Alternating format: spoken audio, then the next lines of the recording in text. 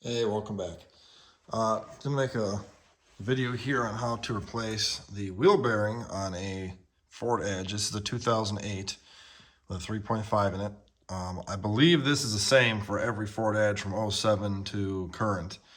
I started getting this kind of done to save on some time here. Basically, you jack up. I jacked up in the pinch hold underneath there. Place my jack stand there and there. That's subframe. This is the left front or driver front. When you jack it up, the first thing I do is take the caliper off, which has two 19mm bolts to them. They go here and then right here. And then when you get the caliper off, the rotor just comes right off. There's nothing holding it down. Okay, from there what I do is I like to hang this up out of the way. There is a 10mm, this bolt here that goes in the back of this for the brake hose to hold it in. So I take that off, and then you have an ABS sensor right there. That has an 8mm or a 5/16 bolt that holds that in. And then he's got to take a screwdriver and then pry it out. I've had this all apart before. This is actually a warranty job. The axle, as you can tell, is completely smoked, and so is the bearing.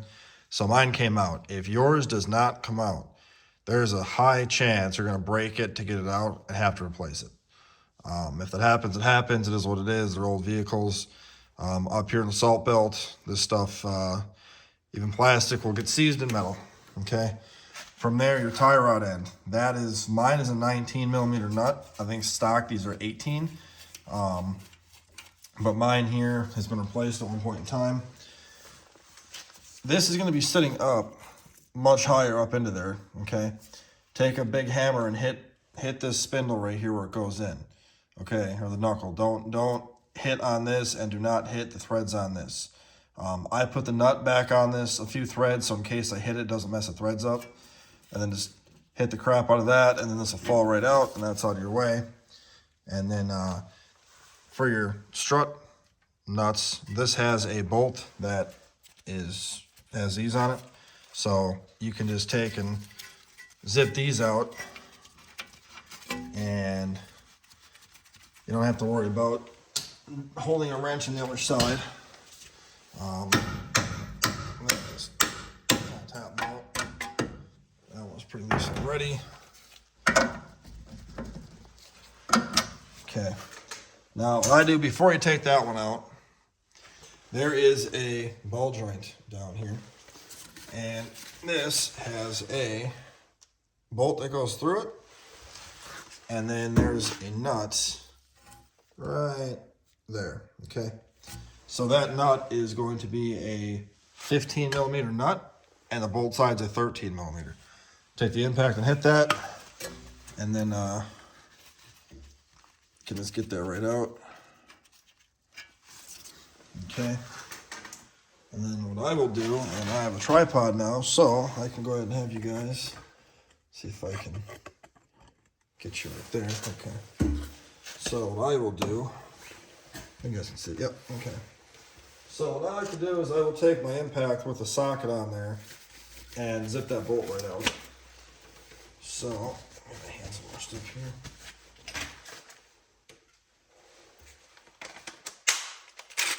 Okay.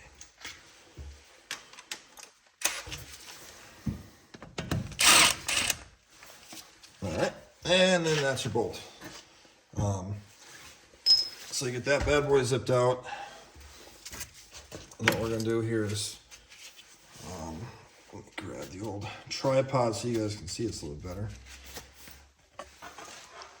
Okay, so what you're going to do here is take, let's see, can you guys see that? Well, I can't tell, but basically I'm just going to take this nut back off, and then we can just hit that out, and then this way. Now, here's where I need both hands.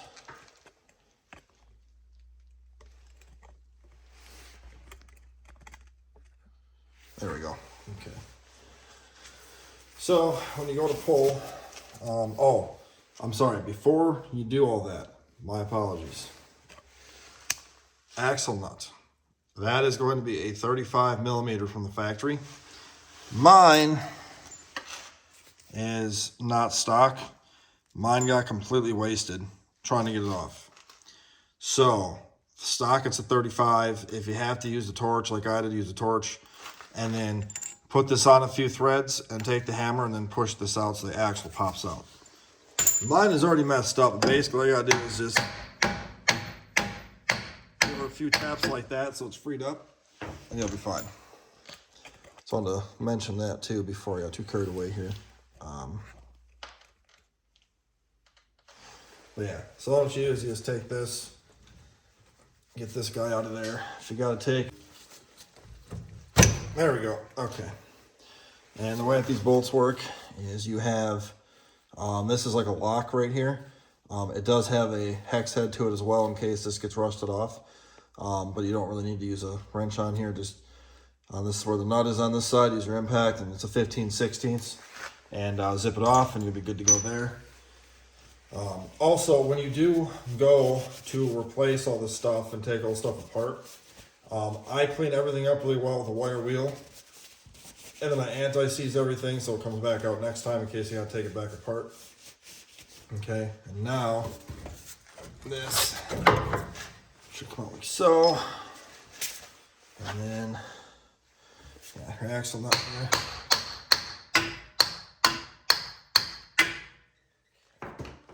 So let's see if I have better lighting in here. There we go. Okay. Yeah, so get that bad boy in there.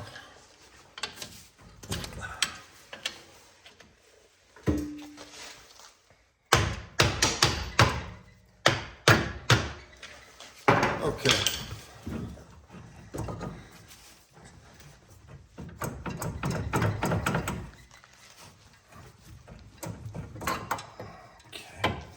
So your axle's out. I'm gonna try and show this to you the best that I can here. It's kind of hard to hold the camera and do this at the same time, but basically in here, this is where the ball joint is. This is the ball joint stud right there. So I take and wedge a pry bar in here to open this up a little bit, and this whole thing will just lift straight up and off. So I'm going to attempt to do that. Hopefully you guys can see kind of what I'm doing here. I know it's not the greatest angle, but we will make this work. Okay.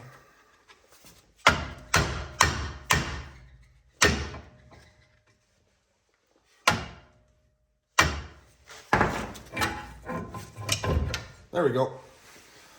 So, let me just show you guys this so you can see it better quick here. Okay, so what I did here is I took and I went ahead and put a pry bar in there, and what that does is that will extend out that hole, and then that'll make it to where you can lift out the ball joint right here,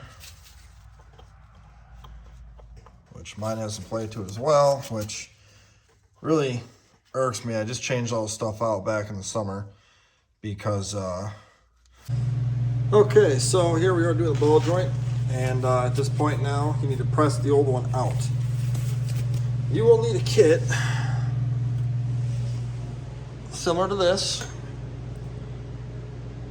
with all these different attachments, and then the big vise thing. Okay, the idea is you need to press you want to press the ball joint, not this. Okay, and where it goes in, you want to press it down. The kit, I have two kits. Neither kit has a piece small enough to press this out with, okay? If you get yourself a 15/16 half-inch drive short socket, fits on there perfectly, okay? Deep will not work. Deep is going to be way too tall.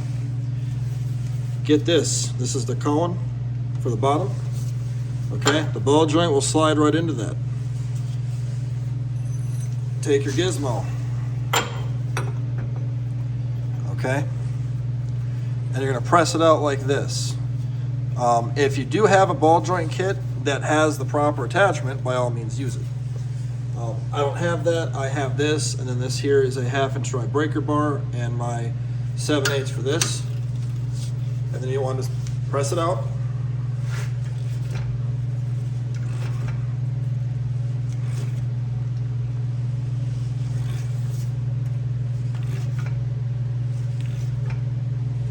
You can use an impact wrench. I don't like to. Just my preference, my tools, my choice. You might want to. There's nothing against doing that. For me, I like doing that. Okay, so now you're out. And this is what the ball joint looks like. You essentially want to press on the metal part right here to press it out. I just use the tip of this and it pushes in, push it out. So I got that I want, whatever. So I elected for the greasable ball joint. I have the same one on the other side of this as well. So it's all kind of up to you which one you want to go with. So I like to get this all cleaned up nice. You don't need any kind of anti-seize or nothing in here. And then okay. Now, nobody sponsors my videos. I just have, this is my closest parts store. AutoZone, that is your part number for the lower ball joint. They're the same side to side for the fronts. I opted for the lifetime warranty one with the grease fitting on it. And in this kit here, you will have the snap ring, the grease joint, and then your new ball joint.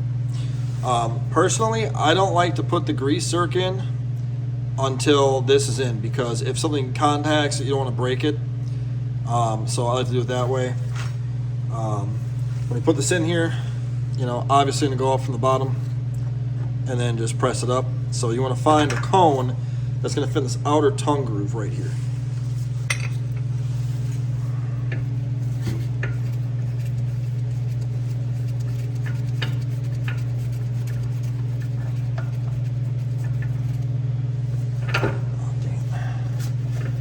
Sometimes it takes a minute to set this thing up, but thanks to the effects of editing, here we can edit that part out. Okay. So now we'll get our ratchet here.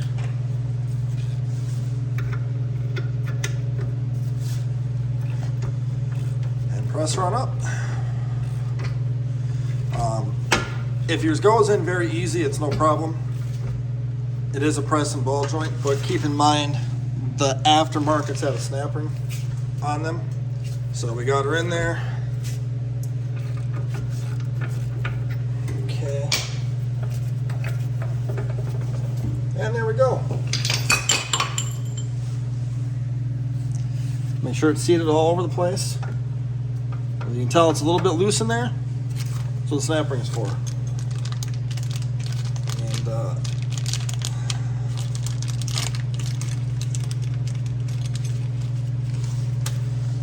if you were smart like me, you would, you know, have the snap ring pliers here, which I don't. So, but basically, you put the snap ring over that. That'll lock it in there, and then you just take your grease zerk, spin that bad boy in, make sure.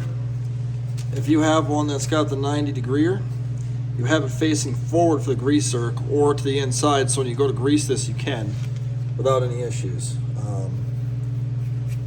Which, as a matter of fact, at least we'll film that. So clockwise to tighten.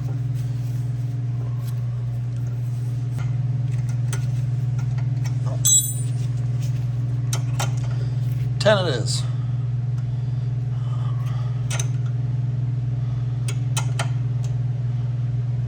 Okay, so we know it's gonna sit like this. So I do the ball joint first with the axle.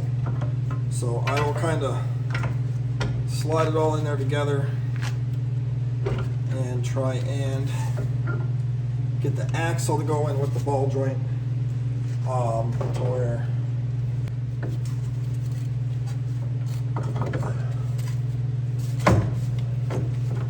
there we go. Okay, so once your axle's in like that, now you want to push this down to get your strut bolts in. There we go. Okay. Once that one's in, little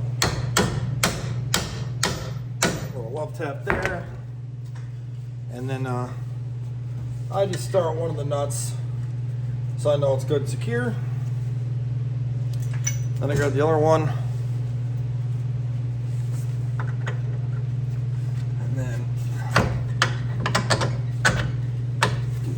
get that one in there.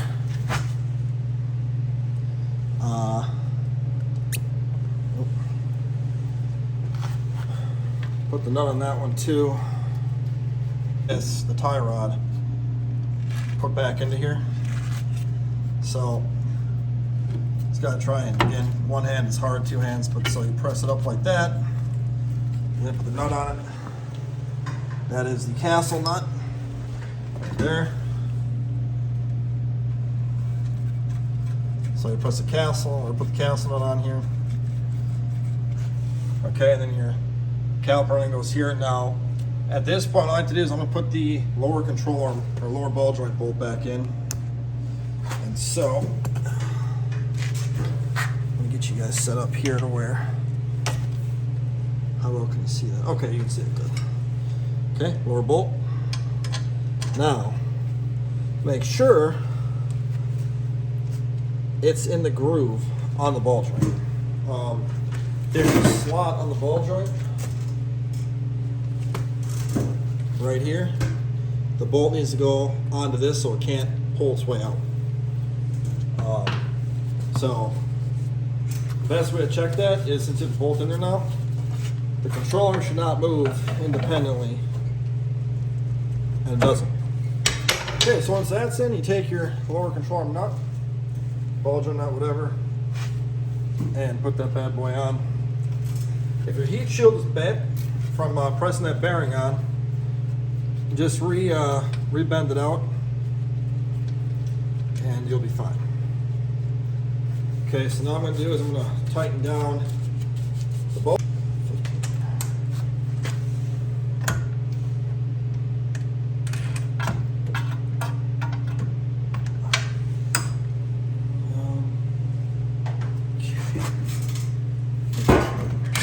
There we go. Alrighty.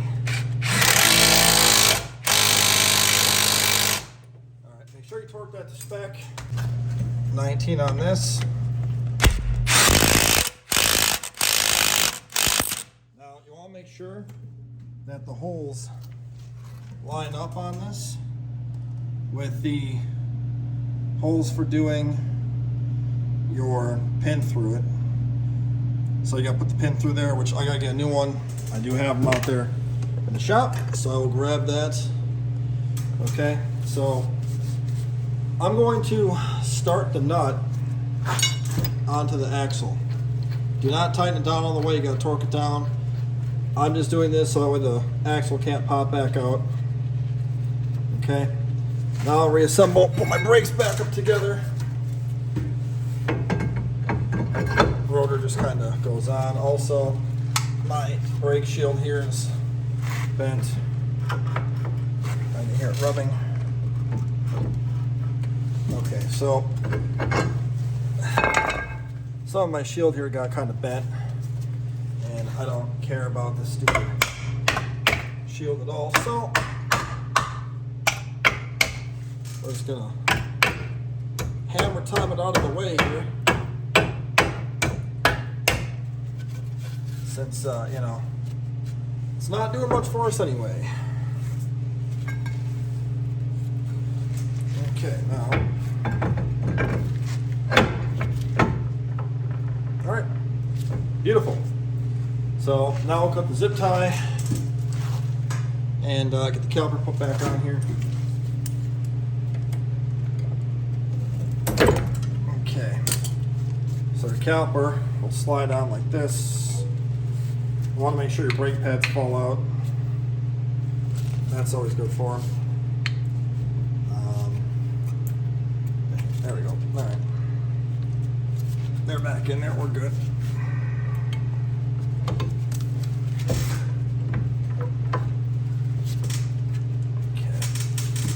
Now, up to you if you want to use Loctite on these. I don't, because the rust is enough mechanical Loctite for me to where I don't feel the need to add additional thread locker.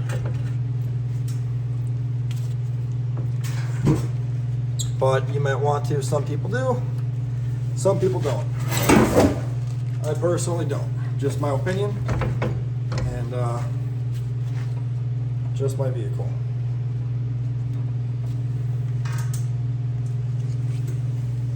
If yours are rusty though, make sure you wire wheel them off really good so they're clean.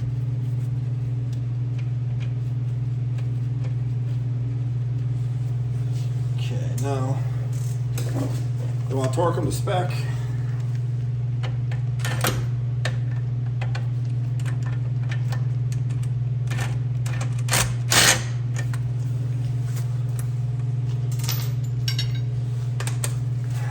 $19mm. Make sure you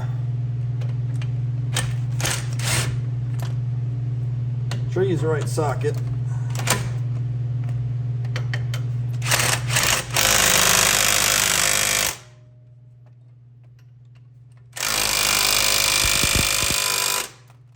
Okay, so once they're torqued to spec, make sure you got nice and free, put it good there. Okay. Now we're gonna do the strut bolts.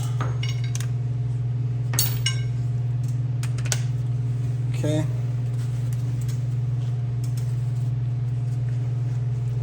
So these are self-tightening, not self-tightening, but self-holding, I guess you'd call them. So 15/16. Again, torque them to spec. That little metal bar there holds them where they don't come out, and that's done. Okay, so now what you want to do is you want to put your brake hose back into its place. It goes back up like this, and then you get this 10mm bolt. It goes into there. All right, like I was saying, tighten this down. Sorry, my kid came home from school and didn't realize that she was already off of school yet. And then you want to take your 10mm wrench here, or an impact or whatever, and just tighten this down. If I had my other hand free, I would just use my impact, but this will work too. When you take this out, off, best thing to do is use an impact on it. They're really rusty. You'll bend this piece. You can see how flimsy this piece is right here. So get that tight. Okay. Now your ABS sensor here, like I was saying, this is my original one here. Clean all the gunk off of this thing. I was lucky enough to get this out last time without any issues here. However, it did take a while, and you just want to make sure that the board goes into is all cleaned out and everything, to where you're not having to break it to get it off again.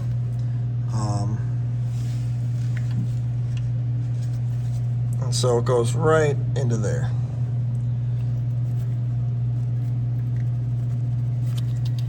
Okay, now all you gotta do is take your little 8mm nut, screw, I'm sorry, bolt, whatever you want to call it, and